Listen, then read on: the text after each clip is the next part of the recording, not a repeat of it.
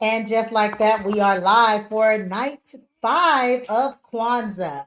Hello, hello, hello, everyone. Habari Gani. As I've been saying since we started this on December 26th, when someone says Habari Gani, the answer is the principle of the day. And so you would answer today's principle is Nia, which means purpose. And so when someone says Habari Gani, the other person says Nia, and what's the news, right? So the person that said Habari Gani, after they say Nia, they say what's the news. Habari Gani simply means what's the news. We know that today is the 5th day of Kwanzaa. We know that Kwanzaa is a 7-day celebration about these principles and values that were created by Dr. Karenga Malana. Malana Karenga. I've been getting right all night. I was like, I'm putting these letters back. Malana Karenga in 1966, the ground African Americans to give us some values and principles. We're waiting on one other guest. He'll be hopping on in a moment. He's in Central. Dr. Barfield is on Pacific. She's out in Fresno, California. Mr. Corey Boucher Fuller is in Tallahassee, Florida. And I'm in Jacksonville, Florida. And then we're going to have Dr. Christopher Youngell, who's jumping on, and he's in St. Louis, Missouri. And so he'll be on shortly. But we are talking about Kwanzaa today. We've been talking about Kwanzaa all week since last week. So it started last week. And so here we are in this new week talking about Kwanzaa. And so we're going to just give us a chance to share these to our pages. Corey, you can share from my page directly to your page or the Facebook page, because it's a public page. So you guys feel free to share to your pages. It's on mine. So you can just share from mine if you want. And it's on our Black Educators Rock Facebook page. And so feel free to like, comment, and share as you guys come in. Let us know where you're hailing in from and tell us Habari Gani.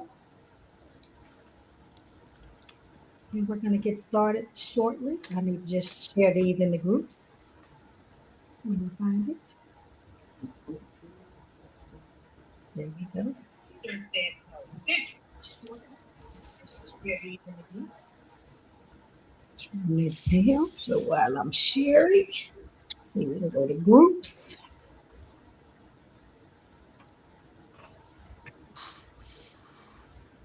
So tonight's principle again is Nia, guys. The principle is purpose.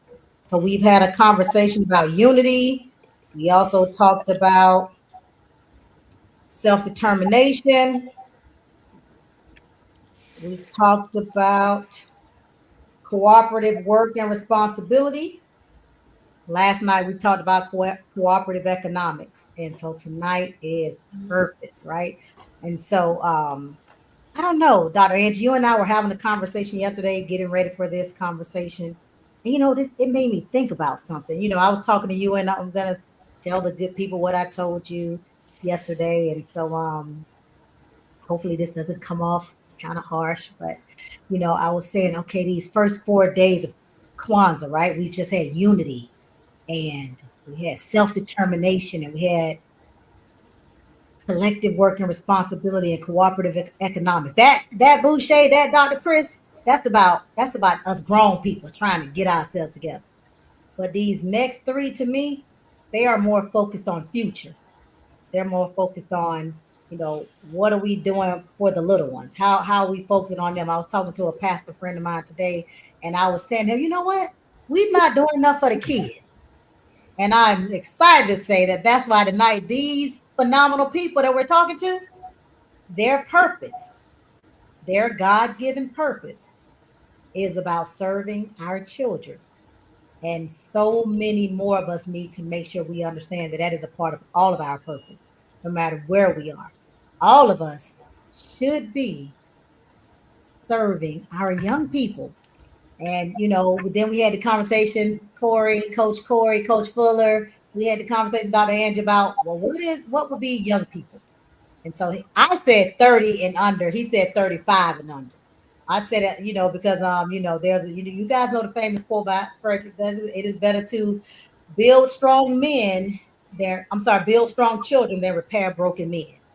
So we need to build strong over repair broken, right? And that is what I think tonight's conversation is going to lead into, is purpose and how these people are doing phenomenal work, and that work is in the future. Because if we're not preparing the future, y'all, we ain't gonna have nothing the rest too. It's gonna be time for all us to go take a break to rest. It's gonna be time to pass the baton, and we're not gonna have anybody to get that baton to.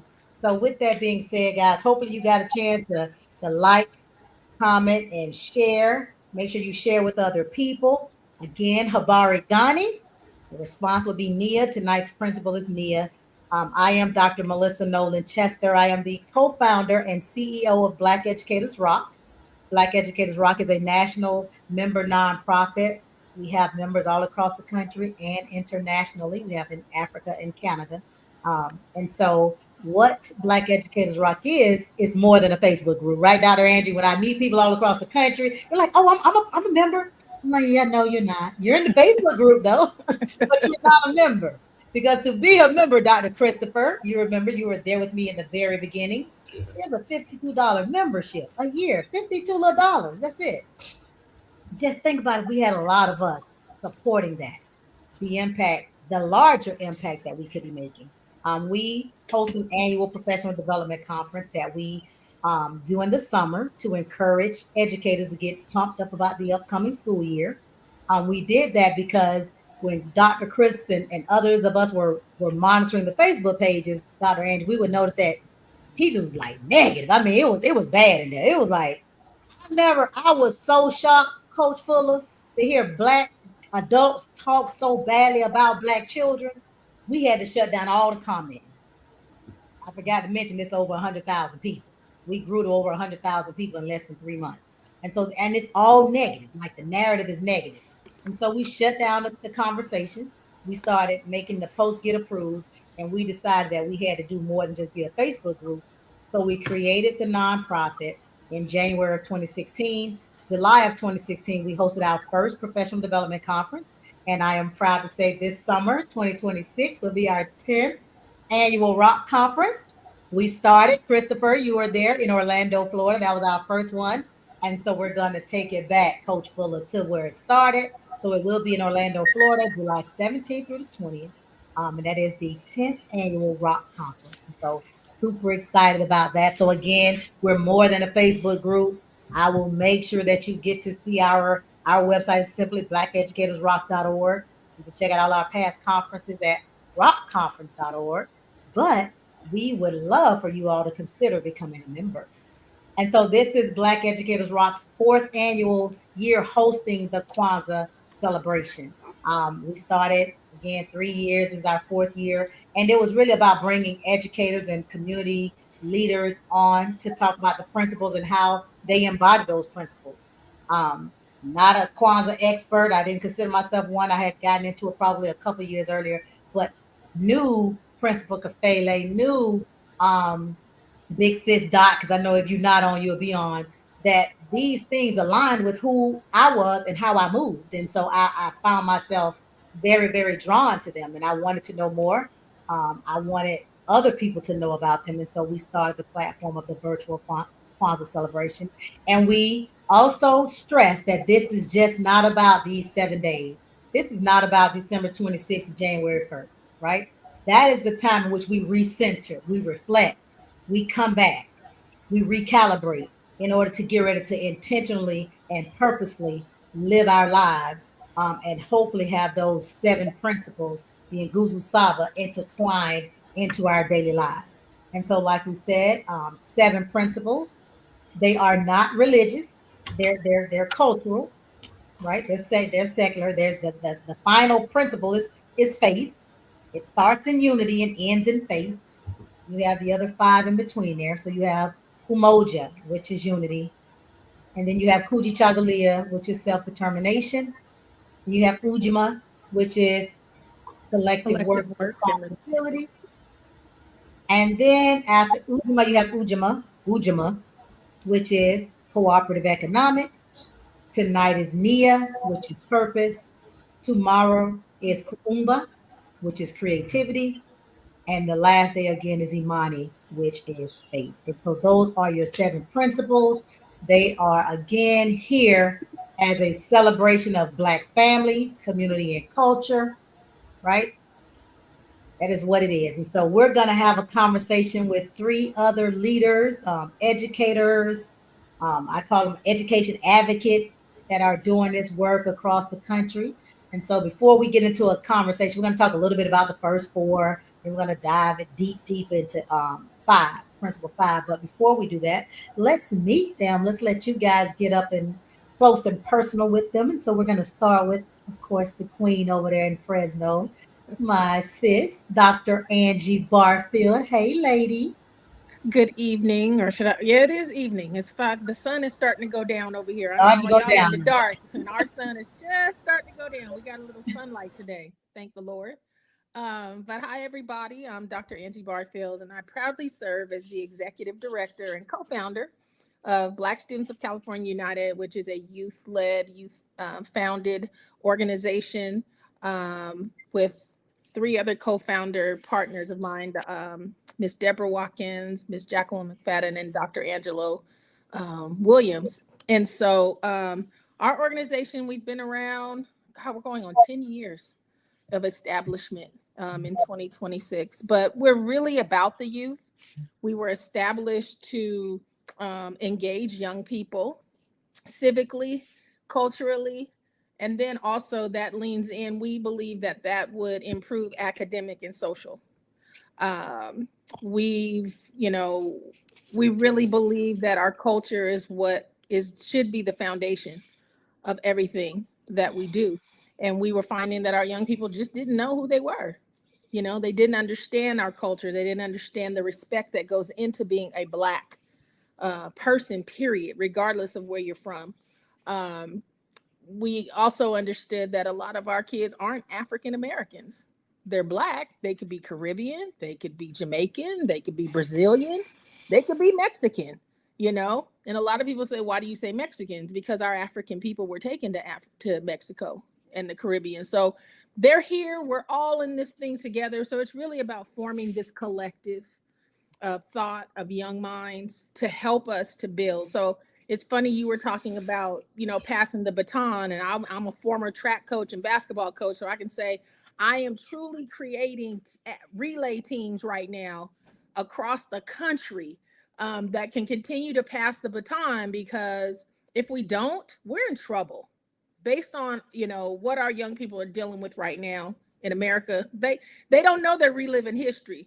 Dr. Chester, they don't get it They yet. don't know because we They haven't don't taught know because they haven't been taught, right? And so what BSCU does is it takes them on this journey of, one, getting to know who they are as self so that they can engage civically, they can get in and understand policy, they can get in and stand true on who they are, so when they're in these classrooms and they're hearing this crazy stuff, they don't trip.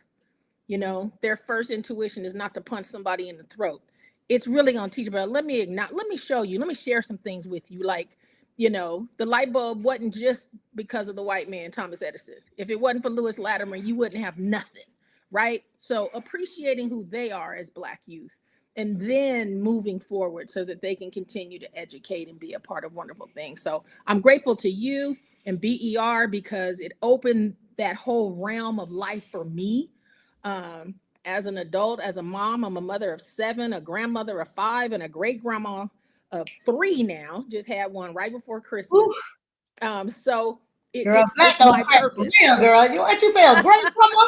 So it's my purpose. Today A is my great day because I'm living my purpose, right? Like, I know what I'm supposed to do. My mama put it in me, my grandma put it in me. So it is my duty to do this work on behalf of not just California's Black children, but all Black children, because that migration is happening. You're getting a lot of California kids in Florida. I mean, there's a lot of them coming. So I want to ensure that we're preparing them and cultivating them with the right mindset. So when y'all get them, they get to work. So that's me in a nutshell. great grandma. Great grandma. My great grandma, mother of 7, and doing this work and helping all Black babies. Thank you so much. Corey Boucher Fuller. Yes, how y'all doing? Thank you, Dr. Melissa, for inviting me on. I am Corey Boucher Fuller. Boucher is my real middle name. Most people think it's a nickname. I am the director of player relations at Florida State University of football. I played football at Florida State from 1999 forth. Then I went and played in the NFL for 10 years. And then for 2 years, I did nothing after I retired. I was in a state of depression, to be honest. Uh, Going from a locker room from the age of 5 plus to 33 years old was a real shock for me. Retirement, not having a locker room to go into, not understand what's my purpose. Why do I know what I did, what I did playing football. My why was my mother and my grandmother. And then I was without a why, without a locker room. And I started going to the same place I started playing Pee Wee football at. It was late September. I went out there. I said, I'm going to go to the park. It was like a year and a half, 2 years after retirement. I put on a hood and I went to the stands and sat down. I didn't want people to bother with me. I'm from Tallahassee, so I went to college while high school in the same town I grew up in. Like everybody knows me. So I said, let me go out here and just watch these kids play. Maybe I can get some mojo back inside of me. Like I literally was just sitting in my house, not doing nothing. You can just imagine having a long career and like you only can buy so many things to make you happy. And so I went to a Pee Wee football game. And I was like, wow. The next day I went to my high school and I went and volunteered. I went to Rickers High School. It's on the south side of town. I grew up in a single mother home, had a brother. He got killed at 18, got shot in 1992 at 2:27 a.m. And me going to that Pee Wee football game again, it brought me back to life. The next day I went to volunteer in my high school. I started volunteering. I even went as far as to go there every day. I was going to the school because I wasn't married at the time. I had no kids biologically. And I went there and started volunteering. The next thing you know, I went into coaching. And I was like, you know what? Let me do what my coaches did for me. I realized that football was a vehicle for a better life for me. So now let me give back to it. And that was, I've been out the NFL 23 years. That's been almost 18 years ago. And so I volunteered at my high school, defense coordinator. When I went into this rural country town that's like 30 miles from where we live at, and I went over there and coached with him the next year when he became a head coach. And the superintendent walked up to me, and I wasn't ready, even though with all the football I done played, all the football I know. He was like, I'm gonna make you the head coach at the biggest high school in this county. I said, what? And then they didn't give me the job until like March, which spring football starts at the end of April. So I had to go to the school, had never won 5 games in the existed. It was a brand new high school, but like 10 years old. And I went to coaching, and then I got a job at the school. And I told them, I said, listen, I'm very old school. I told the superintendent, listen, I'm not getting certified to teach. My degree is in child development. My major was criminology before my brother got killed. And I realized at the tender age of 22, one day I'm going to want to deal with kids in some way. I don't have an organization. If you follow me on Facebook, you can see all the stuff I do, how I try to give back. It's a blessing for me to be at my alma mater. I do believe in don't despise small beginnings. So I started at that school called East Gaston. The first year we was 5-5. The next year we lost the game to go to state. The third year we was 8-3, and my boy got the job at FAMU University. I went there and coached for 2 years. And then I went back to this high school. I turned it back around again, and another high school called me. I went and turned their program around. And then at the end, I went and asked the head coach, do y'all need any help with recruiting at Florida State? I didn't even know Coach Mike at the time from my Apple. And he told me to hang back. And I was like, my son plays baseball. That's the one thing I realized being in locker rooms from with daddies who coach their kids, their sons, they had very strained relationships with the father and son. So yeah, I said, what, my boy ain't gonna play football. And I know all the ins and outs of the NFL, post career, all the things they don't do for players, like how many guys really suffer from the game of football that fans and people don't really get to see all the injuries that's not taken care of. You figure we'll have life insurance. that not life insurance, health insurance that should be a lifetime. We only have health insurance 5 years post career. So that was another reason why I went and got a job. Like I was paying $2,000+ by that time I had got married and had step kids, and I needed to make sure they was insured. And so when my insurance ran out from the NFL, it made me, I was like, I'm young, I'm 34, 35 years old. Why am I go work? And I started giving back my time. And once I became a head coach, I really realized that I can really make an impact in kids' lives through the game of football like it made for me. And so now I'm back at my alma mater working. So I tell people all the time, I'm the good cop, bad cop. It's a lot of other things I could be doing, making a whole lot more money, but the impact that I have on the kids, on the program, in the community, it makes it all worth it for me not to be out here motivational speaking and doing all that stuff right now. My wife probably would want me to be out on the speaking circuit, but I choose right now because of what happened to my only brother, my only sibling, to give back. And me being on this, listening to what it stands for, even though Dr. Melissa, we go back all the way from college days. You know, you had a long introduction tonight, but I'm gonna let you have. I'll talk to you about that off You the have a app. long one now. Yeah, but it has been a tremendous blessing for me to try to set the tone, to pass the torch on. And I always tell my son now that, and my daughter, listen, all I want to do when I hit the grave, I want to be empty and I want to be smiling that I left a legacy that y'all can try to continue to keep going on, that your last name means something. So um, football has did a lot for me and it's still doing a lot for me, but it's the way I can impact our community, our society. It's through the game and all the extension of relationships I have made and met through the game of football. I still carry them on and use them with the kids that I dealt with. I've had a Okay. lot of Okay. good That's and bad. this the intro. This the intro. Yeah, go ahead. Okay. I told you you got a short time with me. Go ahead. Go ahead, Doc. Listen, this has been since 1991.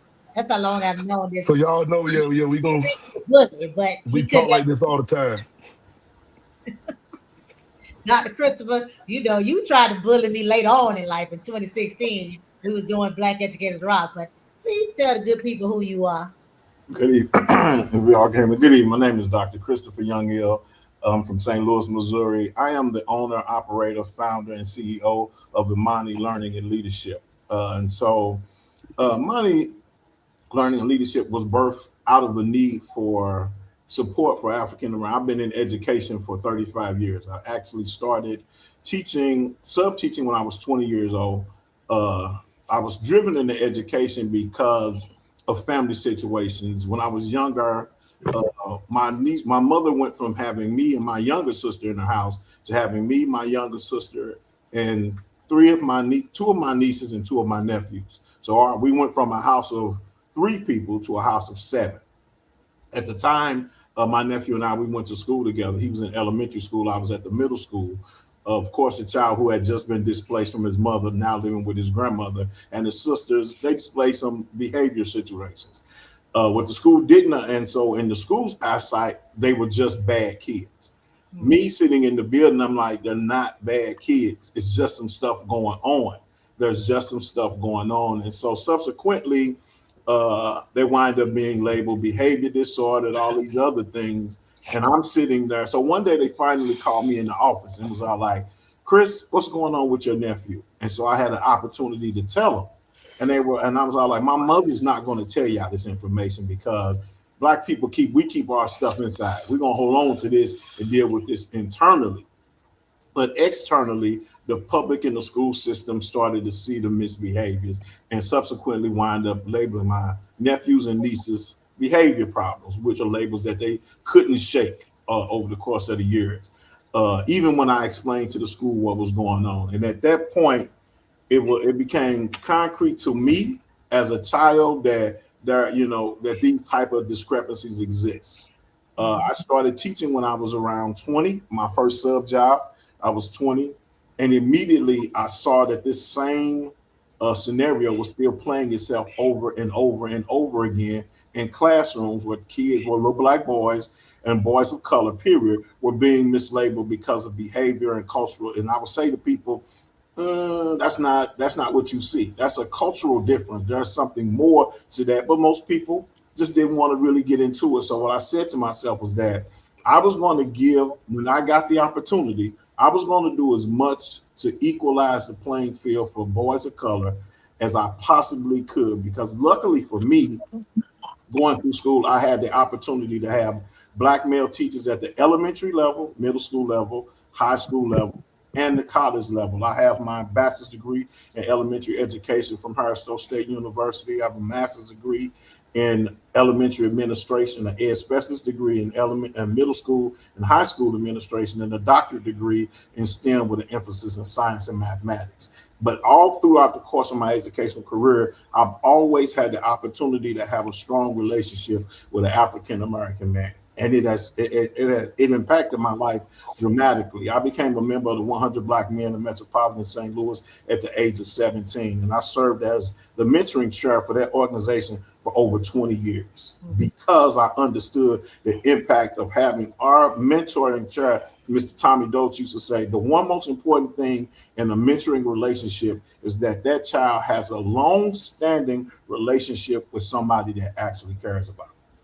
It has to have a long-standing relationship with somebody that actually cares about them. And so for me, when I formed Imani Learning and Leadership, which is actually named after my baby girl, whose name is Nia Imani, which comes from two of the principles in Kwanzaa, one of the things that I said was I needed to make sure that I always could create a safe space for boys to be able to have conversations and then about what was going on with them. And thus, Imani Learning and Leadership was born. And so we have morphed ourselves from just dealing with children to actually through some relationships from Dr. Ian Buchanan, Dr. Carter Oliver, and some other people here in the St. Louis area. We've been able to move to doing mentorship for aspiring principals, assistant principals, and teachers coming into the profession. So that's my story. That's all I got. I'm not long-winded like Doc.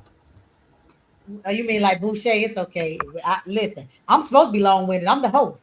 Right, and she is though. And I've been, like she said, Mr. Boucher, I give her the blues. Mr. Fuller, I give her the blues all of the time. From the first day I met her, it was on. And Yes, she But always thought she was tough. one She thing you always know thought she about was me, tough. she that I said they used to call her Little Mike Tyson back in elementary school. I said, what elementary school? did in Daytona. That was my nickname growing up in Soul City. Okay. Little Mike Tyson. Okay. And I didn't start no fights. I just ended them. Okay. People used to think because I was quiet, they could bully me. And they F8 and F0'd. And I was undefeated. That mouth is undefeated, I'm Doc. saying Yeah, this. just trust me. Right. That mouth is undefeated. She ain't no Mike I got Tyson. receipts. She ain't no Mike Tyson. Yeah. Go ahead and run with your show now. I'm the old Mike Tyson. I ain't Mike Tyson. I'm Mike Tyson when y'all respect the Mike Tyson.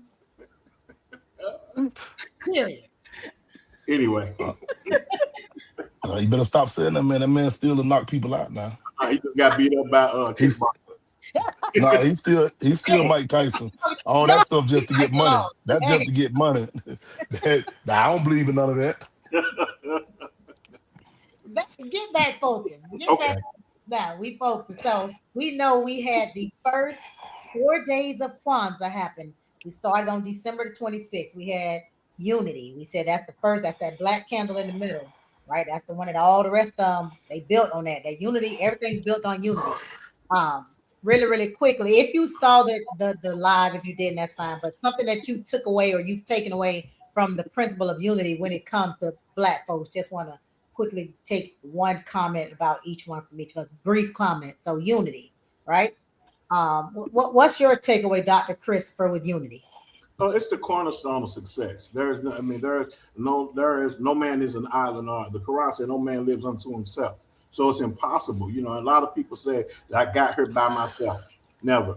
There is no individual ever that has gotten anywhere in life. You may be as independent as possible, but there is no way that you're going to do anything in life. Man don't even make man by themselves. Thank you. Dr. Angie? For me, it's been about the unity, not to say that what my brother just said wasn't true. I'm saying it in the sense of reconciling ourselves first so that we can be a part of a community. There's nothing worse than asking somebody to be a part of something and they're the worst thing that you could ever brought to the party. You know what I mean? So my whole thing with unity is, with Umoja is reconcile your spirit, get yourself right so that you can be of a benefit to the community as a whole.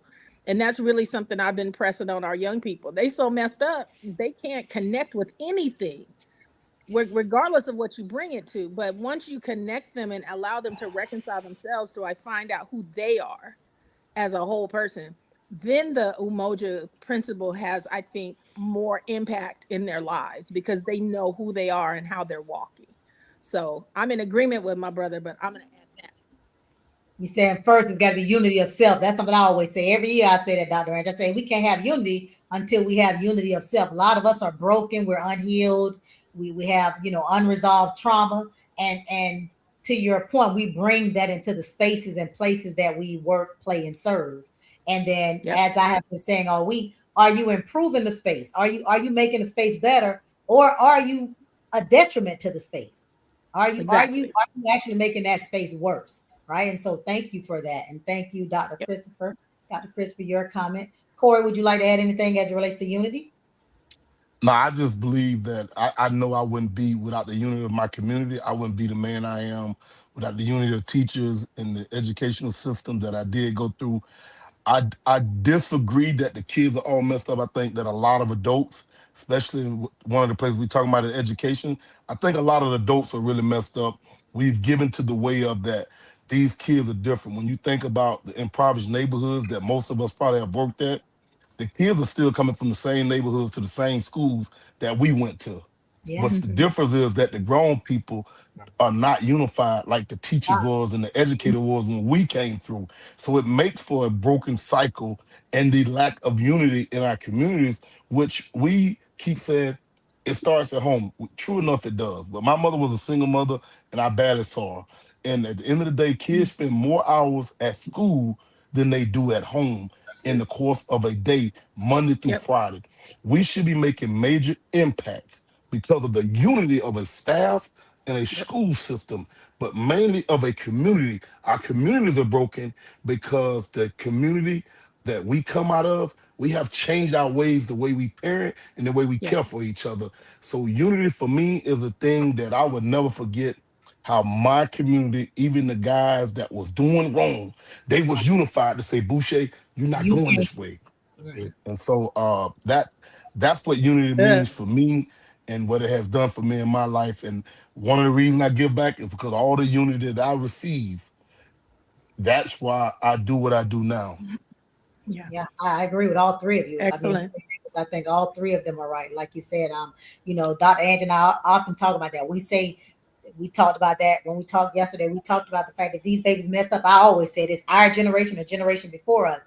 We stopped doing Right. what was deemed for and to us. And so Right. we cannot be angry at them.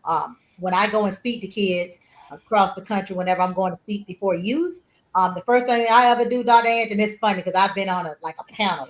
There's a whole bunch of us, and I was the last one to speak. And each one of us get up and we're addressing the big crowd. And they y'all just terrible.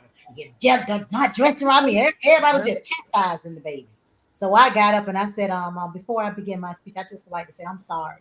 I'm going to apologize for my generation and the generation before me, because if all that stuff that has been said is true about y'all, it ain't your fault. That's It Because it. ain't you your ain't fault. That's right. it's on Yeah. it's on us, the village, Mm-hmm. the collective. And so I Mm-hmm. always start every conversation when I speak to youth that way, because we always, and I was just telling the pastor today, like everything is always external for everybody. Everything is somebody else and something and some Mm-hmm. other thought. There is no onus. We've been talking about unity. When I think about unity, thinking Mm-hmm. about black women and black men, and all these, y'all know, it's so much going on with the social media, with the perspective of the male and the female. And I said, and everything is focused on the other one. But if we would just each focus on ourselves and do and be better, so much would be minimized. So when I think Mm-hmm. of unity, I too think of what all three of you have said. I think of unity of self. It begins there, because without me healing who I am and dealing with my own things, I'm bringing a messed up person to the community. So it goes to what Corey was saying about, the community is who. What if it were not for the community, where would he be, right? And so it goes into what Chris was saying, acknowledging that, and also in that educational system, we have to understand that there are spaces and places where our children's best interests are not being met.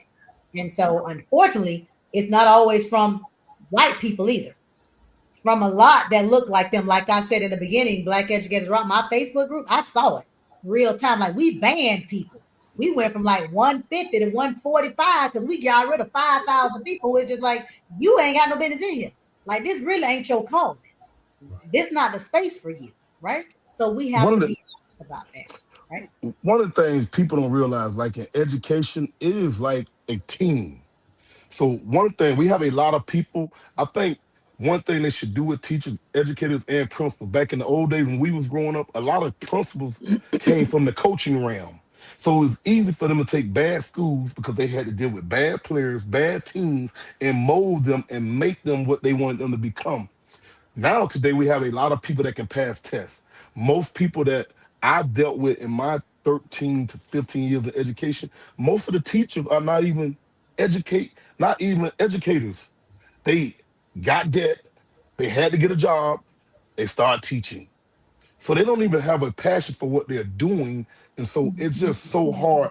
Like, and then when you get to the stage and you run into one that's at 25 years or 30 years, "Oh, I can't wait to retire." It's like, I never told that to myself as a player because I know when you put that stuff in your head, like It's close. you're done. You You just done. sit It's in a close. chair, Right. Right. you're done. So I used to hate to hear teachers say, and they always thought I was being hard because I was a football coach. And they thought all I cared was football. Well, how does the school grade go up when I come there? Because I demand that you hire 4 or 5 teachers, male teachers on campus. And they can't be stuck in the classroom all day. They got to walk the hallway. So it's just so many things fundamentally that is broken that in the we that we've educational gotten system. away from, We're Corey, that from worked, right? and right, What and we're we've actually very done is excuse got making away from people. schools that actually work in school, in family, in community, right? In the We spaces that just we we went make a together. lot of We got excuses. away Like we from that. just excuse everything out. It's the That's what I said. kids. It's not It's everything's not enough excuse. resources. It's this and Everything. that. Like so, it's not just the harp. Like it's all the grown people. Absolutely, we got bad kids. We got bad black kids. We got bad white kids. But at the end of the day, kids that come from the situation like I come from, I don't know all y'all background. We once you show us love, it can be real love, it can be tough love. But once the kids know it's real, they give you everything They'll they run through got. walls for you. We know it. There's a saying that Yeah. says in education, before a kid cares about how much you know, they want to know how much you How care. much you care. Right. See, I've come from that education element. So I was in the classroom for 15 years before I ever touched an administrative position. So when I got into administration, one of the things when I closed the whole middle school and they asked the middle school teachers, "Where do y'all want to go?" They said, "Wherever Dr. Young is going is where we go." Because I understand the relationship of being a classroom teacher. I understand what you have to put into those situations. Like you say, there are some teachers that I used to tell people. I had a mentor named Dr. Lynn Beckwith. His saying was this: if you can't change the teacher, change the teacher. I used to tell teachers all the time, Yeah, that's the saying we say. If you can't I need change to the people, help change you the people. find Yeah. out where you need to be because this not it. This is not it. You are not servicing our children. You are doing collateral damage to these babies. And I, as their protector, have to get you out of this space, even if it causes me to lose my job with you. But we gonna both go out that door together, though. We gonna both go together. Because some of these people, like you say, they should not be in front of our babies. It's not their fault. Like Dr. Chester said, these babies are repeating behaviors that they see somewhere else. They are not, that's not coming from nowhere. And as adults, we are exacerbating it and making it worse because, like you say, some of these people, most of these people that are in classrooms are not trained to be educators. We are professional people. Somebody took us through a training program and gave us a degree in some state, accredited us, saying that we knew what we were doing. And that's not what's happening now. Now is I need to put a warm butt in the space to babysit these babies and allowing them to do anything and everything. And that's not fair to them. It's And not. you know what? And That's the perfect segue into the next principle, which is self-determination, Kujichagulia. And so, because what you just said, you said something. You said, I'm going to do it even if it costs me my job, right? You said, even if it costs me my job, I'm going to do it, right? That's that unity. That's that unity, because that union, that unity mindset. You now moving into self-determination, and you're purposeful about, and you're more intentional about what you're doing, how you're doing it, why you're doing it, right? Because you are impacting the collective. Because I said individually, self-determination is about us overcoming our obstacles, overcoming, because sometimes we're our biggest obstacle, challenges, etc. But it's in order for us individually to collectively be able to define ourselves, to name ourselves, to create for ourselves, and to speak for ourselves. We've allowed everyone else to define and say and dictate who and what we are. You'll hear other Black people talking about how we got a bad culture. Black people in our culture is bad, when and I should have looked up this quote. I should have looked it up yesterday when I said it. But there's a quote. Dr. Chika uses a lot of his presentations, and I've started to use it as well, Dr. Angie, that says that continued trauma, like long-term trauma in a group of people over time, begins to look like a culture. Right? So the things that they will say, Corey, Dr. Chris, that's our culture. These are not, these are trauma responses. Right. These are not, this is the reaction, the response to something else, right? It's not the cause, it's the reaction to. And so we, for far too long, have drank that Kool-Aid. We've listened to that, and subconsciously and unconsciously, and sometimes consciously, a lot of us spew that same misinformation, Right. those same misstatements.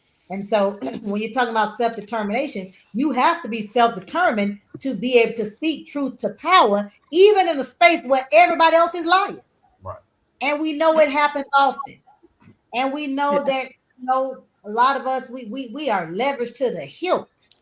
And so we can't even afford. And so we talk about that. I think one thing, Corey, you were talking about unity, and Chris, we were talking about growing up, Dr. Chris. I think the difference was too that we was different with our money. We was different with our dollars. That our parents was different with them dollars back then. They was a little bit more responsible, right? They knew how to make it stretch and do a little something with it. Might have to loan it out and borrow it back in. And they did some things, because now, we're high earners. A lot of us are high earners, but we spend all the money.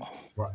And so we can't afford to speak our truth, a lot of us, because we're tied to the system. And so self-determination is about that. It's about, how do I get to a place and space where my values and what I'm allowing and what I'm participating in, they align. Because when they don't align, how do I reconcile that, right? So self-determination. Fuji Chagalia. So I think I'll say that my academy, I have an academy that I run out here. It's called Ujima, and it's supposed to be collective work and responsibility. And the whole point of it is to bring Black students together who are on, like out here in California, now they're predominantly Hispanic campuses. They used to be predominantly white. But you had handfuls of Black students on these campuses, and they were ashamed of who they were. They would rather act like everybody else than to be who they are, right? And so what Ujima did was brought all of them together when the system was tearing them apart based on where they went to school, where they lived in the city, wherever it was, brought them together so that they began to hear one another and understand you're dealing with the same problems, just in different geography spaces. You over here calling him the N-word, you over here calling her the B-word, you talking about his grandma mad at your grandma. Drop it. This thing has to be a collective effort for excellence, period. Point blank. And you decide how they talk about you. You decide how they treat you. You decide how you speak and advocate for yourself. And so the county superintendent at the time when I started the program, he began to see the change in the kids, and the kids got to a point where they started telling the community about themselves and how they were treating them and what their expectation was of their community in order for them to elevate and be good. It's like, yay, we appreciate y'all coming out on Friday night for football, but what about my grades? What about finding me a job? What about, you know what I mean? telling these superintendents, quit having these sorry, raggedy teachers standing in front of us when I know more than what they know, you know, defend me. So what Ujima has done is giving kids permission to practice Kujitagalia, right? It was like, who you are is not who she is, but it doesn't change that you guys are on the same journey, right? And so even with BSCU, we're doing that same thing with these kids. You can be in the Bay Area or you can be in LA. You still gonna have to fight for something, but you should have a collective around you to help and support you to do that, right? So in Ujima now, what I'm doing, thanks to some work with Dr. Akua, is I walk them through the 7 principles. Say, how does this principle apply to you? What does this look like for you? And then invite the community in to hear what those things are for those kids. And then they teach each other because we have a broken bridge right now Yes. where our kids don't listen to the elders, and the elders, as we've been saying on here, think these kids is bad. No, they're not. They're not bad, right? They're just a little bit further ahead. They're So further ahead, to but I me, think that that's what that is. I think one thing that has Kujitagalia to should go, be Dr. about our getting our babies back to that, I think right? that I think Speak your I, truth. I think that what happens with our kids, though, when you say they're not bad, I think that what happens is adults forget who they were That growing. part, because I had to go back and I Yeah, had to because some of us apologize forget. to Like, my it's not mama because like I we know were I these was I perfect was a children, piece of right? dirt. So I think that that's where that disconnect comes from. Like I think like I taught at FAMU for a number of years, like 13, 14, 15 years at FAMU, right? I taught there as a professor, and the thing that my students, you like when you looked at my professor, my ratings, the thing that they always said was that, oh, it was Nolan and Dr. Nolan, she keep it real. I have always been 100 with my students. Like I don't sugarcoat. Like even with the bad music, like the rap music and stuff, right, Dr. Chris? I'm the one that tells students, I'm like, listen, we got the same messed up songs. I'm like, we had some and I love it. And I still like a lot of it, right? I don't like y'all's, but I still like ours. I said, but the difference in you all and us, and this is my trademark, y'all. Don't be trying to take it. I'm gonna get me Don, you on here. This is my next t-shirts. I told them the difference in me and y'all is that I used to say pound. And they was like, please don't say pound. The word is hashtag. I used to say pound FIFO. FIFO is an acronym for entertainment purposes only. I told them, I said, the difference is we understood that was FIFO, right? We out in the club, we out there singing all the bad songs. I'm in the club, Clay. Y'all remember Clay? Y'all, you might remember Corey. They ain't gonna know this. Give me a bottle and a mother cup, so me and my boys can get what? Right? I'm in the club. I'm the loudest in the club. Ange, I got mixed juice in the club. I don't even drink. If anybody really know me, they cannot tell they've ever seen me. I didn't drink at FAMU. I was Dee Dee, the designated driver. But I'm the loudest one singing the song. I said, but you children, they tell y'all to pop pills and drink syrup and do Y'all gonna do it. doing all of it. Like you're doing it all. That's the difference in now and them and us. I don't know how y'all got there, but y'all got to understand that this stuff is people. It is for entertainment purposes only. It's not for you to try to live that type of life. And so I think it's just because too many of us are not being real with those kids about it. Because when I say that to them, like, yeah, you right. I'm like, yeah. I mean, it's okay to not try to be her. Like you ain't got to try to be sexy red. I love Kim. I wasn't trying to be Lil Kim. But Listen to everything we talking about, Doc, is a lot of this stuff has to start with the heart of the person that's mm, standing in front of the kids. Like mm, being in education, we already know because I used to wonder like how at them white schools they got all this good equipment, but we don't. And I mm, started asking questions, and I didn't even notice until like year 5 on the job as a coach. School money is based off taxes of the community. So, mm, like, until we really educate parents on like whatever you make, you got to put it back in the community, and you got to mhm, work to stay in the community. You got to get more people that are making that stay in the community, so our schools can be better.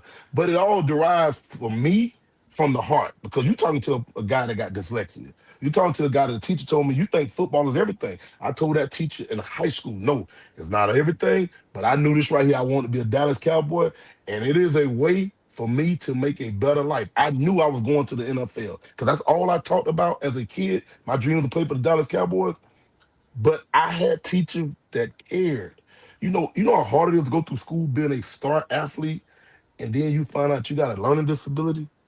Mm. Teachers don't even visit homes no more. Like they don't go. They came to the project where I grew up at. I'm a food stamp recipient, welfare kid. So Yeah. like a lot of this stuff has a lot to do with the grown-ups.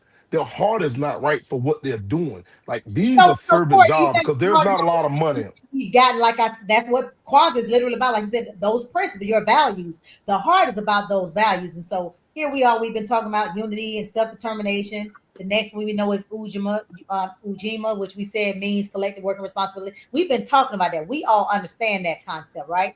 We know that it's all about we can't be individual. Because what I'm hearing you saying when you're talking about the hearts of these people, I think what happens is, like we've been saying, people have said in the chat, we've moved away from, and I said this earlier, we've moved away from collectivism, right? Into individualism, rugged individualism. And that just does not work for our communities, and it just does not help us to get to where we are trying to get. As I said last night, if you're doing it alone, you merely surviving. Together, we build empires. Together, we thrive. Alone, you survive, right? So that's what it is. And so we, for whatever reason, we're getting away from who and what we are. And that's really what these principles are about, Corey. Like you said, it's about the heart. Because how and why did those hearts change? Because, like you said, our coaches and parents and community had it, right? The neighborhood moms and aunties and neighbors, they had it, right? And then they had us. You agree with me so far, Corey? You agree with me, Yeah, Dr. Chris? You agree with me, Dr. Angie? So did we give it to the ones up under us? Or is that where it stopped? Did it stop with us? I'm asking a real question. This is I a So real we I think all of us enjoyed our 70 baby. I just think that honestly, I think we have turned our community over to such young generation of mothers and teachers and educators that they just don't they we have people that give up so easy, adults and kids. no Like grit. they keep blaming that it's okay. I'm a 70 day. I was born in 71. They keep talking about, oh, they got this, they got that. We had video games, we had drugs, we had guns, we had violence. All this stuff was a part of our upbringing. But me just listening to y'all, I only reason I brought up heart, you can hear in y'all heart, this is y'all passion. So when it's your passion, it's not a job, it's a calling. Too many people purpose. are on a job That's it. and they're not working the job, they're just on it. So That's which it. in turn, it leads to these terrible results that we're getting out of our kids. Like I, I fight this all the time. Like how do you get them to win? How do you get these kids to be on one page? Because we have a lot of violence in the town that I work in. How do you get them? One thing about it, I'm gonna beat them across the head with up downs, running, discipline every day. If one football player do something wrong on campus, I'm punishing the whole team. That's Everybody, it. So everybody. like it's like we It's called don't have that mentality. We All don't for one and one for all. right. The grown-ups don't pick up each other. So when a coworker come in complaining about Corey, the other teacher say, "Yeah." Instead of saying, "How do we get to help this kid? How do we change Corey? How do we tap into him?" So once the teachers realize Corey has a gift, he really cares about that. Okay, we'll take this away from Corey if he don't do right. We'll tell the Mhm. coach. So because every one of these kids, when you really talk to them, when you really dig into them, they really want to be something Yep. no matter what situation they come out of.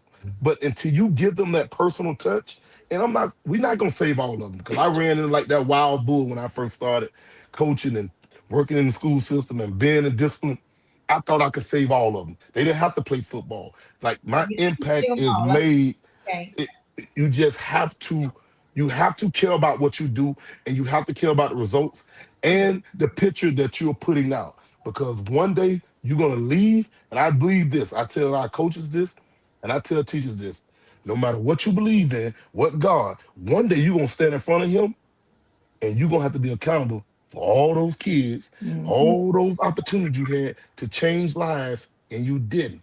But these people saying they religious, they love God, but they'll turn around and tell you that kid ain't gonna be nothing. You can't do both of them. That makes no human sense. That's it, man. We've allowed other people to define for us. And we talked about this earlier, what the rules of engagement is. I tell people, first of all, them my babies. I'm talking about the ones I birthed and the ones I didn't.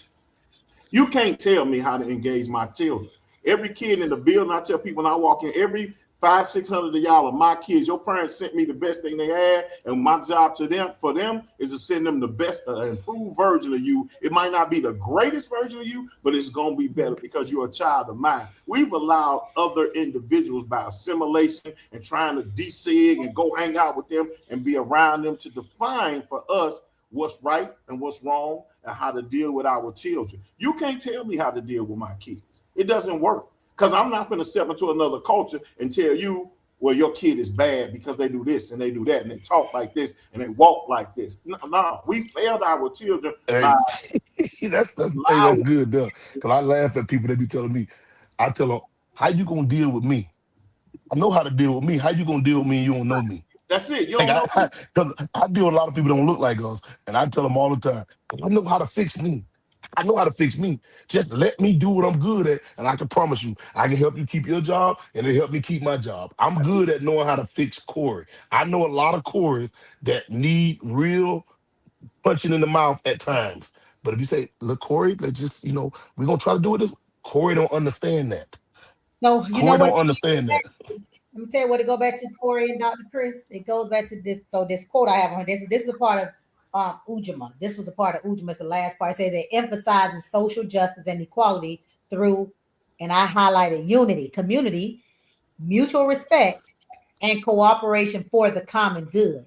And so everybody on this call tonight is on here because although you might not know specifically, like dead to rights, what your true purpose is, you know that it does involve children in some way. It involves leaving it better than you found it. And that's for them. That's what we're doing that for. When we're going into place and space and we're leaving them better than we found them, we're doing that for the generations to come. And so we all have a passion because our common good are these babies, right?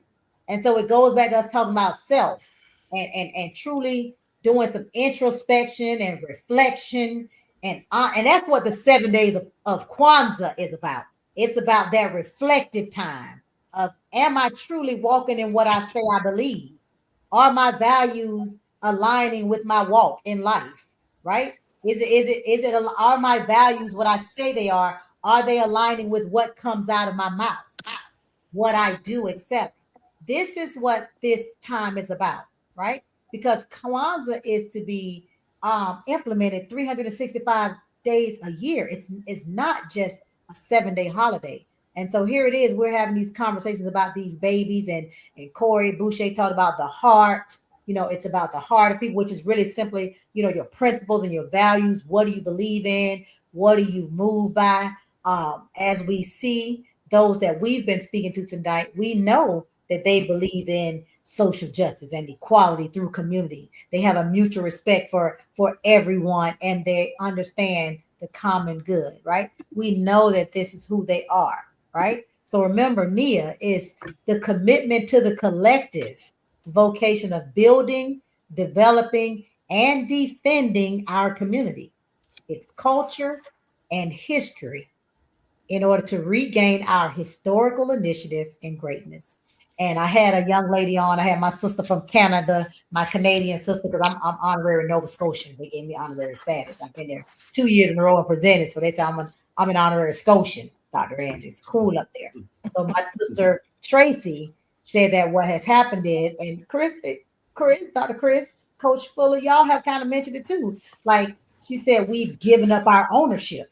Just what you're saying, defending our community. We, for whatever reason, when history has shown us otherwise, all the history, and all of us on here are intelligent people, right? We might not know all the history, but we know enough to make an informed decision. So history has shown us that the very people who cause your distress are not going to be the same people who fix it. No. And yet we have been sitting around passively, Yep. waiting on Superman to come in and save us. And but I I would say these principles, and I say I'm out here doing this work, and I'm about this work, but am I really? So if you're not serving others and you're not going into space and leaving them better, what really are you doing? What really are you? Let me say this. Like I am one of the proud Black women, 300,000 that got put out of a job behind all this craziness that's happening in our country right now in education. And I also found that there was that little moment in time where my heart was broken, right, where my spirit was crushed. But at the same time, because of people like you and Dr. One Chapman and Principal Kefele and Dr. Akua and and Kobe Wilkerson pouring, they had to pour back into my spirit because of brokenness. I'm saying this because when our kids see us broken, and if they see us give up, it gives them no purpose or reason to fight and keep going. Right. And so I could have easily said when they pushed me out of my job and all this stuff happened, I could have easily said, no more. I quit. I'm just going to figure something out. But no, I pushed because my purpose was to make sure that our children are culturally aware and strong so that they can sit in classrooms and learn and leave with confidence to go on and fly, period. And whether it's one school district in my county or all of them, if there's a Black child in need of support or help, they know my name. I mean, I've gone into stores where kids go, Mom, that's the Black lady that helps Black kids. Hearing that was enough for me. That was like, I'm your Superman. That's it. Right? But I'm grateful for those supermen and women who held me up, who reminded me that even though my crown was crooked, straighten it up, you good, And so that's the purpose that drives me, is because I've seen young men who under my care that have gone to the NFL. I've worked with some of the best in the game, whether it's NBA, NFL, MLB. And those young men will come back and say, Mama Barfield, we remember what you told us. We remember what we're supposed to do, And it's one of those things that if we don't get this right, I'm talking about us, we still have a little bit of time left to make this right. If we don't give it our all, what's coming behind us is not going to be recognizable. And so I'm just going to say the thing. I'm hell bent in California. Gavin Newsom knows my name. He knows it. And when he hears it, I know it makes him shake, because I have no problem saying Black people in California shouldn't vote for this man for nothing else, because he has derived us and hurt our kids. Enough is enough. My purpose is to instill and cultivate these kids to understand it's okay to stand up for yourself. That's it. It is okay for you to stand up for yourself. These folks are not going to help you. I have seen white colleagues who have turned their backs on me. They'll smile in my face, but they'll stab me in the back. And now I got to tell them there's no room for you here. I'm standing on business, baby. And that's how our kids got to walk. They just got to be that way. Our Well, kids the only way they're don't going want to to be be that way is shoes no more. They don't want a Black. They're not proud to be Black. And I got to, and that's on us. That. And don't you say that's on us? Because I heard Corey say, because if we got there, I don't know how we came back. We said, Corey said and I said real tall. He said we 70s babies, and then he said we passed it to some younger mamas and grandmamas. We would be the grandparents and stuff. We would be the memas and the grandparents and the look. Keep it real. They listening to 70s music. They pumping up our music. What we grew up on, what our parents was playing in the house. But they have a misunderstanding.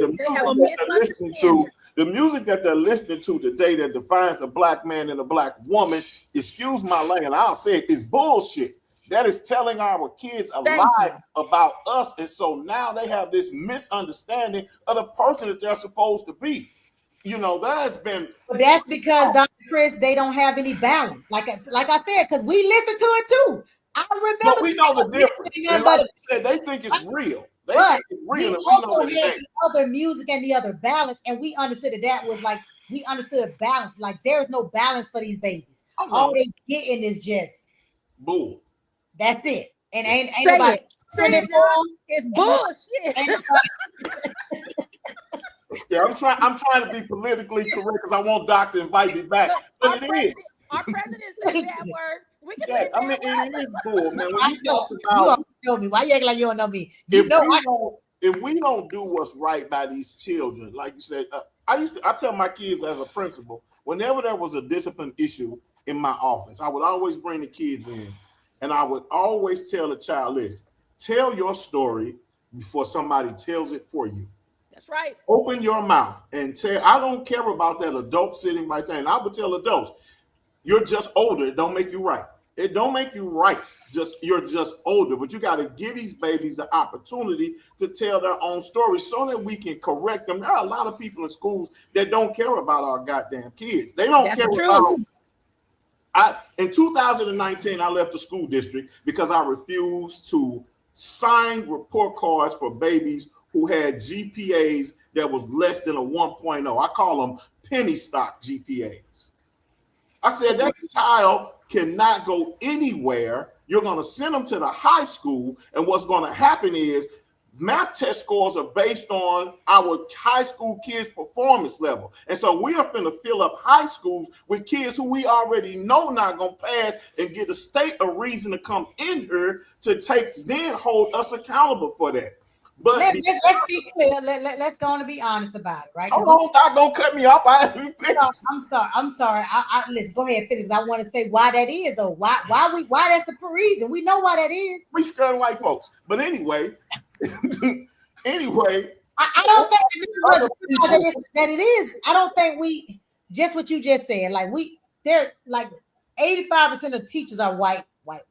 Like you said, like we right. So we're not conscious of who's really in front of our children. It don't really compute. Like we don't, because again, we go back to how we were raised, right? So I didn't have many black teachers. Hell, I didn't have I think my first black teacher was in junior high because I didn't go to middle school. It was junior high because I went to a black junior high. They bused me to a white elementary. I went to a black junior high. There were 2 black teachers in my elementary.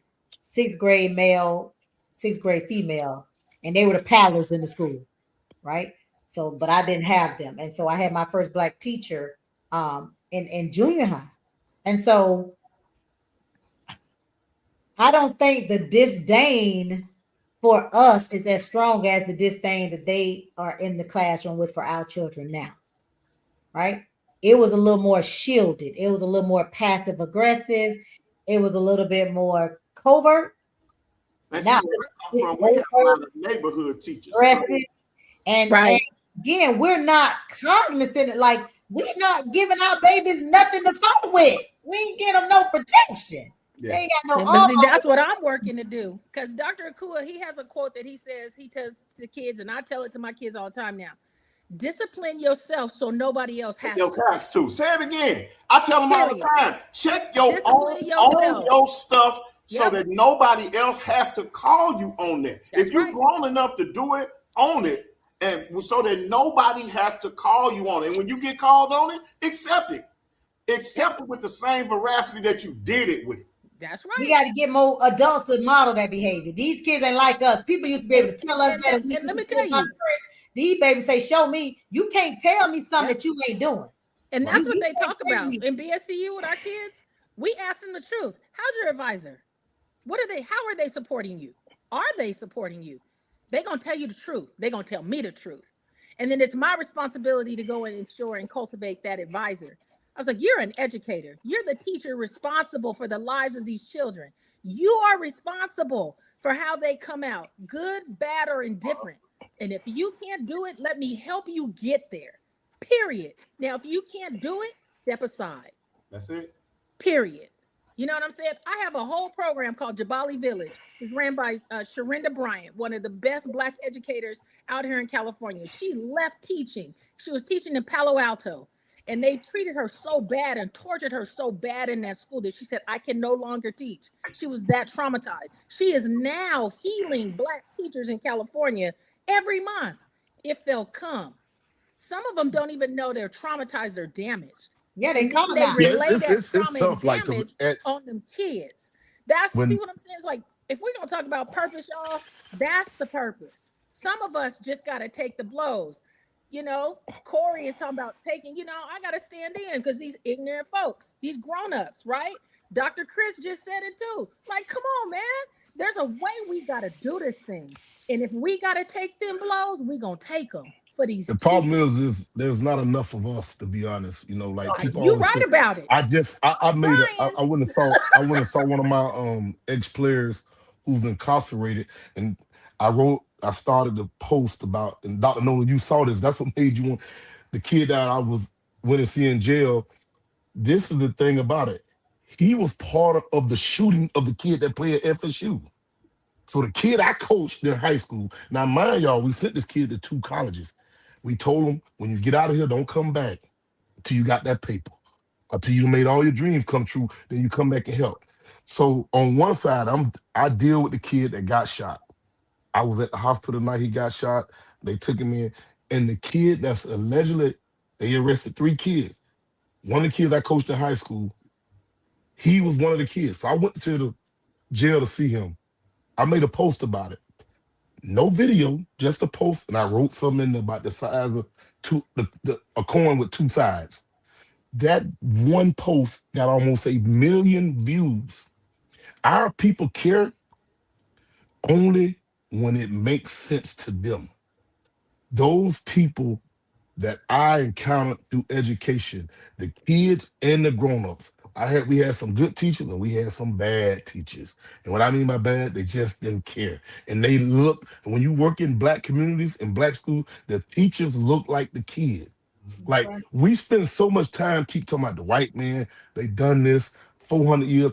Like, I'm gonna tell y'all, I don't subscribe to all that. Yep. I don't subscribe to that type language, that type behavior. Now, I do know who I am. I do know what I stand for. And I do know that I'm going to be this person in this skin color until I die. So are the odds stacked against us? Absolutely. But we need more people like us. So the best thing we really can do is give what we got to somebody who is mirroring us that we see that's young. Because they're not doing it, like you said, the therapy of teachers. It takes a strong person to go into education right now, mentally and physically. Yes, sir. Forget all the obstacles that they face through the testing, through the communities that the kids are coming from, the situation kids are coming out of. We need to build these people up from the universities mentally that say, I'm going into education.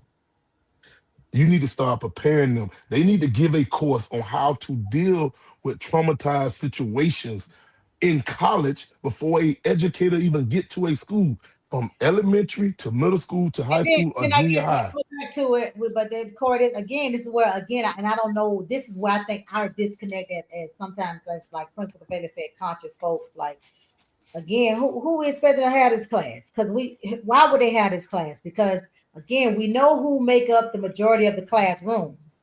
We just said, Dr. Amos said, we the only group of people that expect the oppressor to educate our children. That's just food, because we're saying what we but need. That's the system, though. Like that's the way the American system is set up. Like, unless you're gonna go build schools and go make private schools that cater to us, we can't keep waiting on the system. We have to provide those things ourselves. We have to play the game. It's the way. Okay, how about I can probably bring this in here as an after school curriculum. I can bring it in as something, but we have to start being more innovative, which we go into creativity tomorrow, but we have to start being more creative and innovative as to the ways that we attack systems, right? So can we have to deconstruct it. Can we take it back to where we were a little bit when we're talking about our parents? And some of our parents don't know how to be parents. They're just existing, right? Like when I was growing up on Saturdays, my mama took me to Saturday school programs, or I knew I had to go somewhere. These kids nowadays, if it ain't on their phone, if it's an inconvenience, they have an excuse for, unless it's, I give my boys credit, I give my young men credit. If it's football, they up. If it's basketball, they up, right? But for the most part, there's no emphasis put on consciousness because they don't know who they are. You know what I mean? There's so many different versions of who they are as Black people. It's not even funny anymore. You know what I'm saying? But it's like with me, When they leave Ujima after 2 years, them kids, boys, girls are indifferent. Even our non-gender specific kids, they know who they are. They know where they come from. They understand. They walk in a legacy of excellence. They get it. You know what I mean? And sometimes it just we gotta get back to that. But That's why I'm saying consciousness we're isn't the cool last though. line of defense. Consciousness isn't socially cool for our kids, and they're too You concerned got about how I look to my friends. Fuck what you look like to your thank friends. you, When you sir. were born, you came in by yourself, and if you lucky, you gonna leave by yourself. And your But mama Brother. can wait again, for you to how form. are they gonna get? They can't get it by osmosis. They got that. That's an But they're ingraining not that we have interested to though, do. because they too concerned about how speaking consciously makes them look to their Yep. homeboy or this next chick that they're trying to slide next But to. I'm saying, if they're thinking that way, how are they gonna learn otherwise if nobody's telling them? We have to That's what start very, I'm here. very early. Let me I give you an example agree. of something. I do some work with the St. Louis Blues Museum here in St. Louis. I worked at an elementary school, Richmond Heights. They had an exhibit. Third graders did an exhibit of the inside of the Jazz Museum and talked about the impact of the Blues Museum and talked about the impact the blues music had in being there. These are third grade kids who could talk about how these people talked about how sad the conditions were and how proud they were to be black people. So we have to get our kids while they're still impressionable before a lot of the bull and BS. Little kids don't care about being popular. They really don't. They don't. Popularity don't come in until your hormones kick in at middle school when Middle you're trying school. to slide next to somebody. We Yep. have to get them while they are very, very. It's becoming more and more. I told Dr. Barfield, you got to build strong as opposed to repair broken. That's Yep. it, man. It's easier Build to build strong. a child than repair a man. And on my company, Imani, that's what's on our crest. It is easier to build a child than to repair a man. You got to get to our kids early before the enemy do.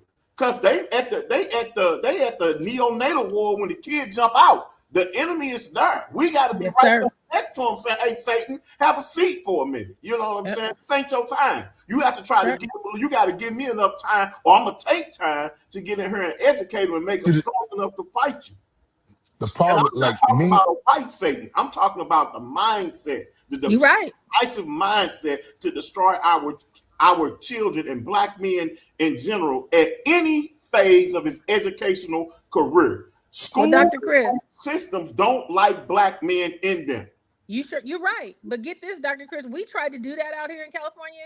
So if you guys have never heard of Dr. Lisa Mitchell, y'all look her up. That's one of the best. That's my girl. But anyway, she and I started doing BSUs at elementary school levels because we wanted to track and see the difference in mindset of how those kids engaged with school, Yes. and how they engaged in community. The kids that we tackled early on, 4th, 5th, 6th grade, that are now in high school, different mindset. Different They mindset. show up for them. They show up for the meetings. They do whatever. They are involved with Value Black system History is Month different. Their programs, value whatever system is it is. different.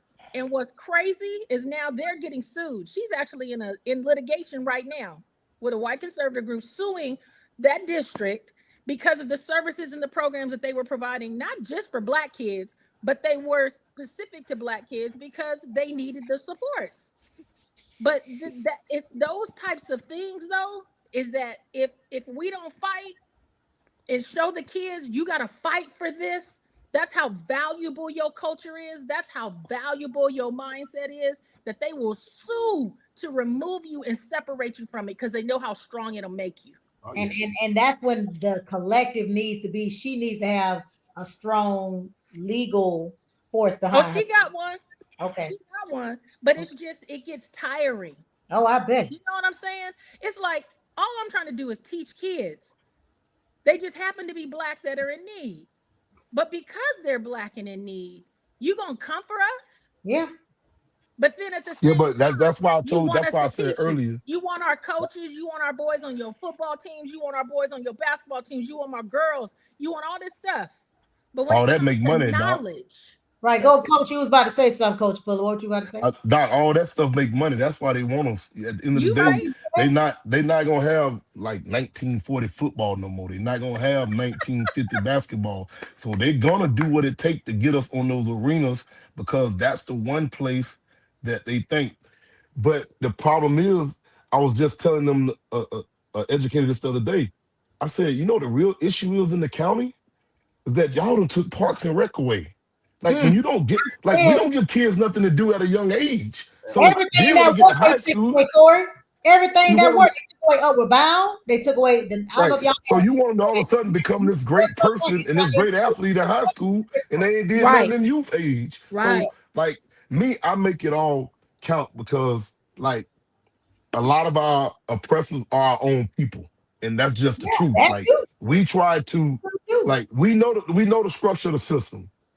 Like that's why I said to y'all earlier, we have to identify young people that have a heart and a passion for our people, like we're doing. Like you said, that lady that's in the litigation, she's tired.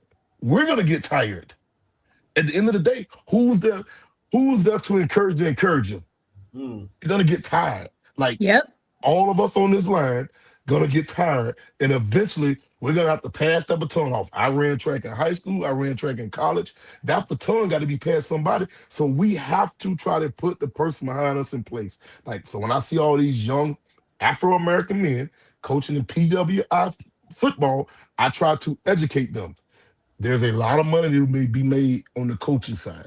We have been sold that the dream is the NFL. I have coaches that have made more money than me in 1 year of coaching than I made in 10 years in the NFL in this day of coaching. But you have to get their mind reversed. When I see them not trending towards the NFL, I start telling them, listen, relationships are big. Be careful how you act around here. Be careful how you talk to people because there's a lot of money to be made in coaching. And Mm-hmm. in coaching, you can save a lot of lives. That's You it. can change a lot of lives because 99.9% of kids that play college football would never play in the NFL. Right.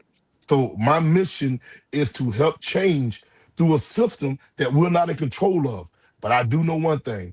I'm not going to take no for an answer when it comes to people that look like me, when I know that I have an opportunity to make an impact, even if it's for a short minute or for a long year. But we have to find the people that's coming up behind us because Mm-hmm. we're all going to get tired. I'll shade of that. And what's keeping us getting not from is our each other. We have to make sure we're tapping into our resources too. I think one thing to your point, Corey, and it happens all in different aspects, not just in where you serve, but where you work. You'll when you get frustrated, you'll unplug, you isolate, right? When that's the wrong time is to isolate. So like Dr. Andrew was saying, when it happened to her, she had to realize, okay, let me plug into my people and not unplug so that I don't get to a space and place where I'm tapping out. Instead of me just taking a rest, a sabbatical, I'm actually leaving. Mm. And so I think that's when we have to make sure that we're encouraging one another. We're, like I said, make sure we're doing intentional, purposeful things to keep us in that space, to keep us in the space of um, doing the work of the seven principles, making sure we're intentionally and practically, doing those things. What we have to do is, like you said, Corey, we have to figure out pipelines. That's something that we don't do well. We don't do succession. We don't do proactive measures, right? We are a very reactive people. And I say this all the time. We instead of we can't respond to something, to respond means you got something prepared. We react. That's it. We always just reacting because we're never proactive. We're never intentional. We have to have a plan. We got to put a pipeline in place. We are horrible about succession.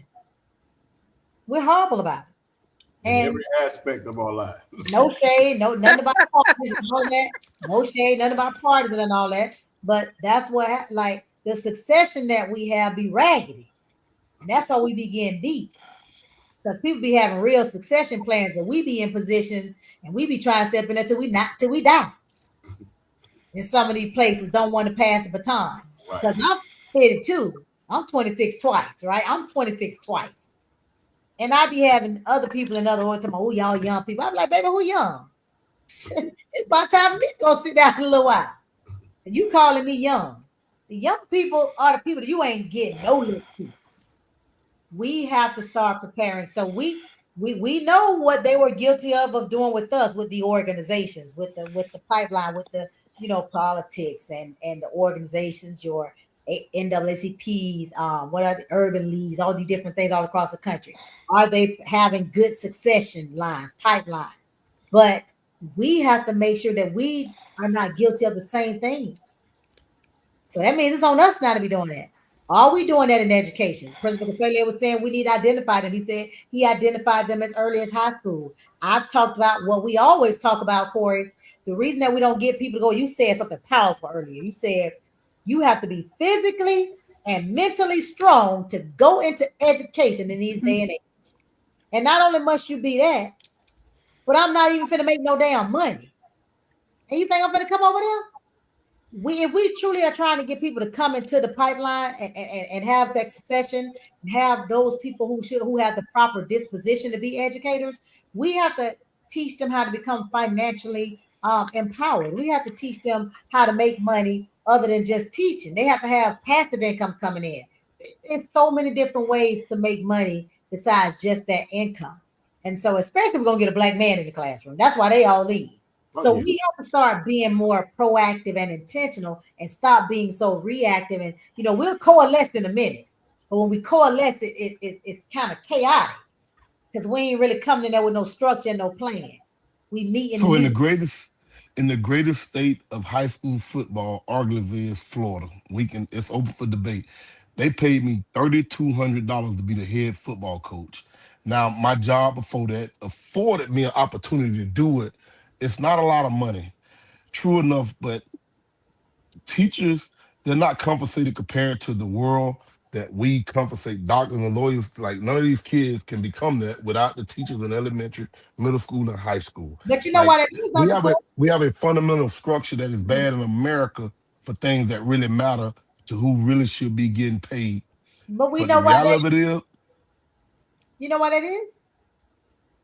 no, I don't know why they don't pay educators. I'm baffled Tell you by what, it. because over 85, I think it's like 87, like 85%, I think are white females, but a higher that are white people, period, right? White people. White people make up over 85, 87% of the teaching population.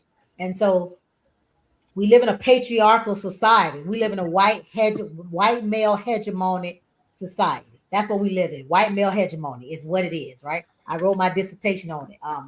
That's what I wrote about at Florida State. Oof, talking about a hard road I walked, Dr. Angie. Talk about white male hegemony to white males. Do that, why don't you? That's what I did for my dissertation. And so what happens is we live in a white male hegemonic society. White men don't want white women to make any more money. The majority of teachers in a K-12 public system are white females, right? And so most white females are going to be married. And that means they have a husband who's the wage earner. Her money is just cute. It's not the money that's making the family up. And so they want her to stay in that position. We're gonna agree to disagree because there's a lot of white teachers that are struggling financially too, and they married. They want But them to we'll struggle. agree to disagree. That's But my point. go ahead, They finish, want go ahead them and to finish, struggle. They go ahead and want the finish. white female to struggle because the white male must always be on top. That's like the plan. Yeah. They don't care about nobody but them first. They're first by all means necessary. So what we have to do is again be cognizant. Like Principal Kafele put the quote up, like I said earlier. We the only people waiting on Superman to come in. We keep identifying like these different issues. They're never going to raise the pay of teachers. They're never going to do it. It's 2025 and we still having that talk, right? Since the inception of the education career as a profession. So what that means is we have to find innovative ways, kaumba, creativity, to figure out how can I engage this black man and encourage him to enter education sooner, or how can I make it be more strong for him? Real estate, Right. investment.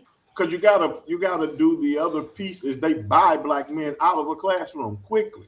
They just offer him more money. They shoot him to an administrative role or a coach's role or a dean's role and pull him out of the classroom quickly. I stayed purposely in a classroom for 20 years, purposely, because I knew that I would get a great. The thing that moved me out of the classroom was an assistant superintendent by the name of Dr. Carter Oliver.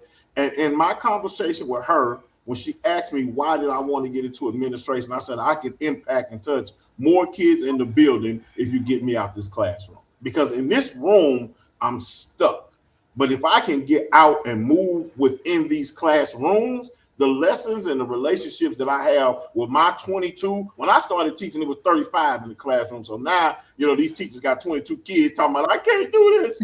I'm not like, this is ridiculous. I used to have so many kids in the classroom, you have to walk down the aisles, kids from the front of the room to the back. But anyway, my thing was always to have a greater impact. I need a big bang situation because I know it's not many of us and I know my time is limited. And so my goal is to impact as many kids as quick as possible with me and 2 or 3 or 4 other people who are willing to do the work. And hopefully some of it will rub off on somebody else and they say to themselves, you know what, I want to do what Dr. Young-Gill did. I'm in the process of right now trying to open up a charter school in the neighborhood that I went to school in the high school building that I graduated out of. I've been struggling an hour. I come from Walnut Park, St. Louis, Missouri. I'm from the Walnut Park neighborhood. They closed our high school down. Our neighborhood looks like a ghost town. Our high school is closed. The middle school, the elementary school, everything over there in that neighborhood is closed. Why? Because people don't move in neighborhoods that don't have schools. They can deal with a crime rate, but if I'm not going to deal with crime and not have a place to put my baby in the school. That's purpose for Dr. Young-Gill. They drain the neighborhood of all the and my Dr. Cohen is on. He talks about this all the time. I can't think of the word that he uses. Like all the ancillary services, the grocery store, the school. Oh yeah, they did. They get rid of all that stuff. They dry it all out, right? Subsequently, which means people start leaving the neighborhood because you ain't got nothing there. You have no resources there. You have nothing you can get to, right? So then they take the schools, and then all of a sudden they pop up as very, very nice neighborhoods or amenities and different things, right? They strain them out for their real estate. Oh yeah, and then they go back in there and rehab the whole neighborhood. But the problem is that we, as a community, as the unity of our people, have not stuck together, and we don't reinvest in our own communities.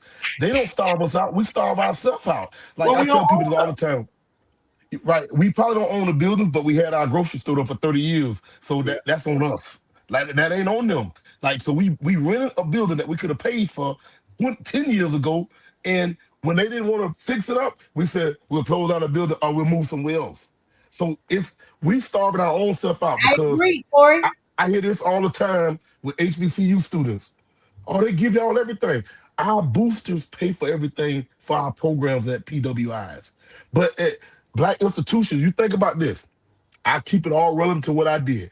If we would have invested into our schools as alumni at the HBCUs, do y'all think these PWIs would be as big as they are in football? We didn't fix our buildings. We didn't get no TV deals. We didn't get no uniform deals. We didn't get no shoe deals with Nike and all that stuff. So guess what? The best players. I'm gonna say now we don't give nowhere to the level that we should give. I agree, but the earnings is always going to be a major difference too, right? So even if all right. So like, I'm not one thing about me, Doc. I don't have a doctorate degree, but I have a PhD in football too. So let me just tell you this: I worked at FAMU. If you got 75,000 alumni, if you just say give $200 from all 75 alumni, registered alumni that are in the database, if you say give me $200, you know what that $200 would be like? If you say you take this, all 75 just give $200. You multiply that. But when you try to explain to them, we got our stadium redone. That's $250 million. Our boosters paid for that. We got a brand new facility. That's $150 million. Our boosters paid for that. Y'all got some rich boosters at Florida State. I mean.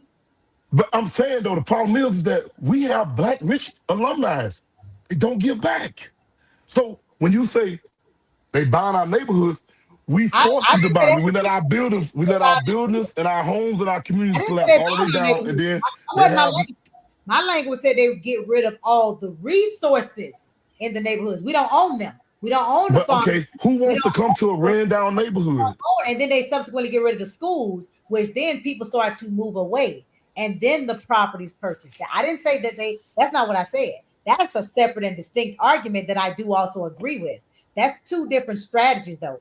There is a strategy to your point where there's a devaluation of us for our neighborhoods until they see value in them. And by the time they're seeing value in them, it's too late for you to get access. Right.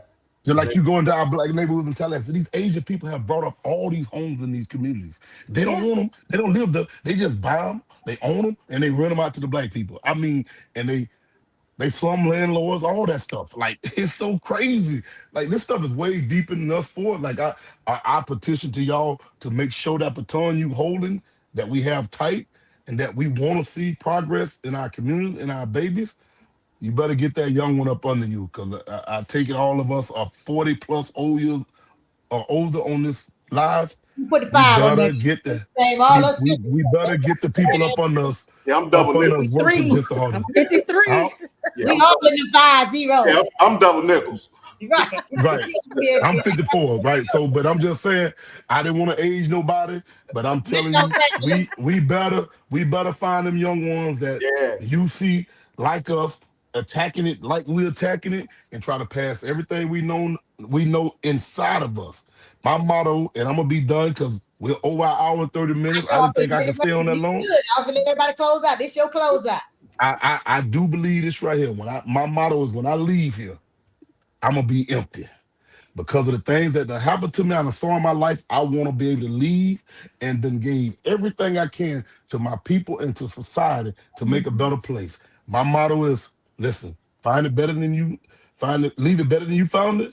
That's And it. all you do is hashtag just work and everything will work out. I thank you, doctor.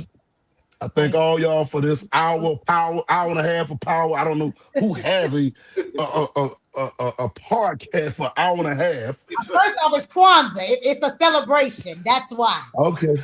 That's the thing about me. When my people call, I always say yes. I said yes before I knew it was an hour and a half. Because I promise you, I told you, Doc, What I'm not day? gonna be on there for an hour and a half. Coach. I get up at 4:30 in the morning. But go ahead. God bless y'all. Y'all, I thank you for this hour and a half. Y'all are strong educators, doing everything y'all can in your community. Keep it up. If you ever need me to do, it can be a Zoom call with your kids or whatever. I'm here to help. Is any way I can. Well, make sure you share your information in the chat. Thank you, Coach Fuller. Dr. Barfield, you're next. You got all our Um, information. I'm I'll just share it. grateful for the opportunity to represent, nearly 300 Black children in the state of California that need us to get this right. Um, I am grateful. I will ask everyone, please follow us on social medias. The kids are looking to launch their own YouTube channel to elevate the voice of Black children, to, highlight different people that are doing amazing things for Black people. So we'll be tapping some of y'all to come on. But please, we are striving right now to monetize, because our organization took a $300,000 hit because we're Black. Funders are drying up grants and funding because we're Black, So we need our community. This is a Kwanzaa time for us. So this is our Kwanzaa call to all of you. Please follow us on social media, go to our YouTube channel, subscribe, watch their videos as we try to monetize this to help support their scholarship so they can go to school and do amazing things. But also, we're cultivating who we pass the baton to.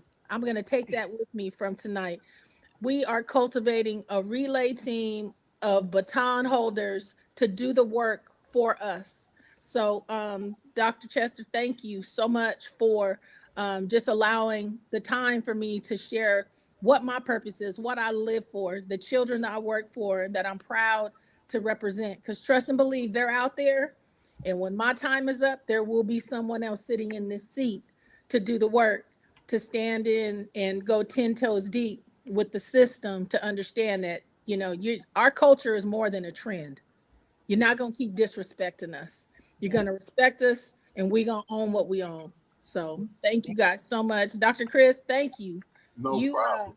I'm so glad that you just went there, because you helped. That just broke the glass for me. It's like, yeah, this is bullshit. So I am grateful to everybody. Principal Kefele, I see you out there. I love you. Thank you. And Dr. Chapman, California is in need. We're going to get you back. So thank you guys. Those are other Black Educators Rock members, if you for those that she was talking about. Dr. Christopher Youngell. For me, one of the things that Brother Fuller said, I hold it close to heart. My goal is when I die, to die on empty. There's no need to take those blessings.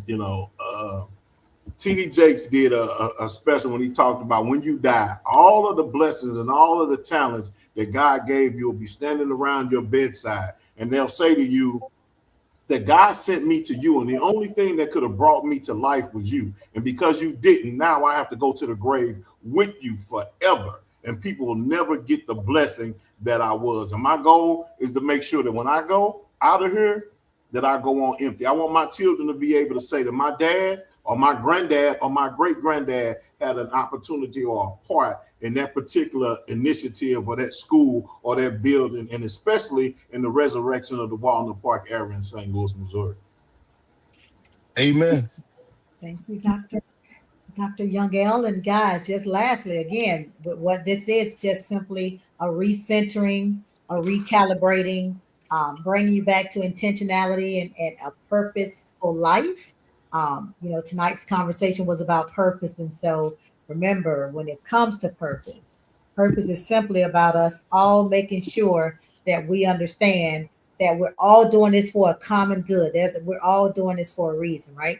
It's that guiding principle that gives our lives that direction and meaning. We've been saying that's the children, right? Ultimately, it's how we leave in this earth for these babies, how we're leaving what we have for these babies. And so a lot of us have to reflect on and introspect and figure out, do we need to do better? Are we doing enough? We heard the black men on the call say they leaving empty, despite, again, Kuji Chagalia to define ourselves and name ourselves. The narrative would be, oh, black men ain't out here, they not. But these black men taking care of theirs and theirs, right? Like Dr. Chris said, birth and not birth, right? Because those are still his babies. So it's out here, it's happening, right? Purpose, purpose, purpose. The commitment. These people have embodied the commitment to the collective vocation of building, developing, and defending our community, its culture and history, in order to regain our historical initiative and greatness. And so we know from whence we come, from whence we came. And so let's get back to it. Let's take the ownership back. Let's stop expecting other people to do for us what we have the capability and resources and know-how to do ourselves. And with that, we can't wait to see you tomorrow night for creativity. Principal Fele and Dr. One Chapman are on tomorrow. My people. Have faith on Thursday. And so we look forward to seeing you guys tomorrow. Habari Ghani. Good night, everybody. Good night. Thank you so much. God bless. Root to the brugs.